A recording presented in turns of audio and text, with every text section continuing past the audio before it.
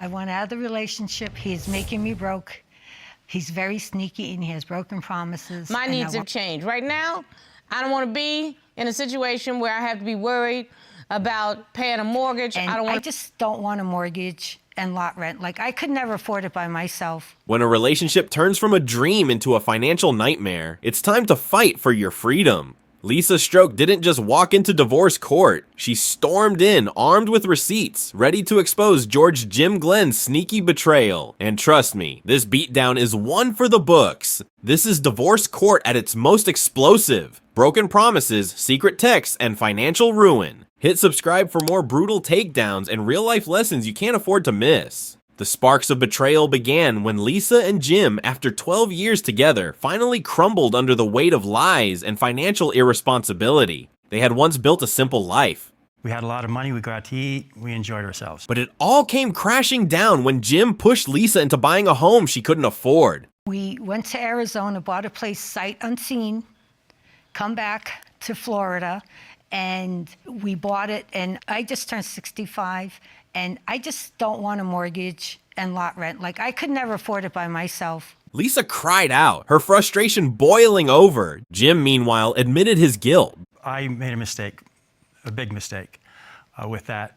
One that can be corrected. But by then, it was too late. Trust was shattered. The bills were piling up, and Lisa was ready to pull the plug on the life they had built. When confronted, Jim's excuses fell apart faster than their crumbling finances. Jim tried to play the victim. Well, I feel I can make it affordable.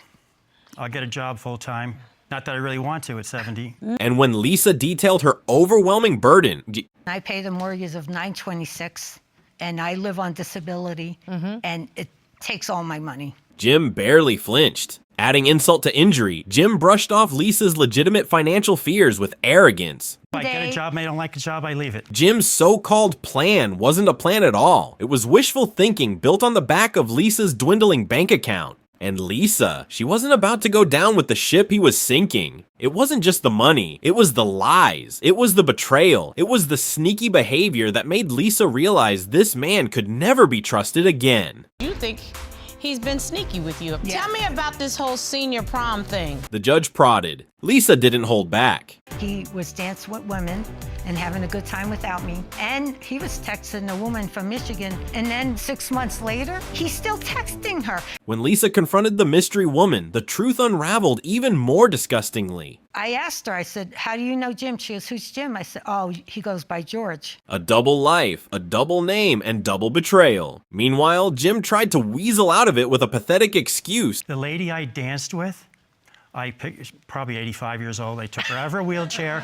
Nice try, Jim. Lisa wasn't laughing. The betrayal cut too deep. She wanted out, and she deserved it. The judge summed it up best. Everybody's entitled to be happy. Lisa was done playing the fool. It was time to cut ties, sell the house, and cash in on her freedom. Just when you thought Jim couldn't sink any lower, Lisa pulled out the ultimate bombshell: cold, hard documents. She came prepared, and she came swinging. Ms. Stroke came to court with a deal memo. This is an intent to purchase. The judge revealed, waving the critical papers, Lisa had lined up a buyer ready to take the sinking house off their hands for $129,000. But Jim, he still refused to sign.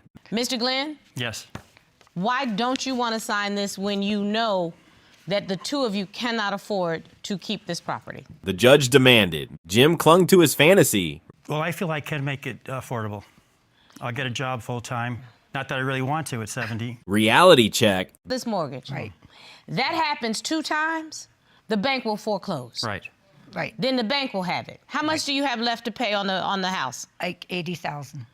They will sell it for about $82,000. Right. Yeah. Okay? Right. Just enough to get their money back. Right. And pay their lawyers who Yep. do it. Yeah. Yep. And everybody will lose everything. Right. The judge hammered home. Lisa's patience was gone. And I want my freedom. She declared, her voice slicing through the courtroom. The bombshell was clear. Jim wasn't just broke. He was dragging Lisa down with him, and she wasn't about to let it happen. The final beatdown was swift and merciless. Judge Starr wasn't about to let Jim's delusions ruin both their lives. The smart thing to do, if you both cannot afford this house, Yes. is to prepare to sell this house. You need to start making decisions for yourself. She repeated, each word nailing the coffin shut on their relationship. Even when Jim whined, "Where are we going to go?" the court had no sympathy. Lisa's needs had changed. She chose herself, and the truth was undeniable. And the last thing you want to do is be stuck in a financial trick bag when you cannot afford it. The judge served Jim the final papers, forcing his hand. With the house set to be sold and the relationship officially dead, Lisa was finally free from a man who refused to grow up, pay up, or shut up. 12 years wasted.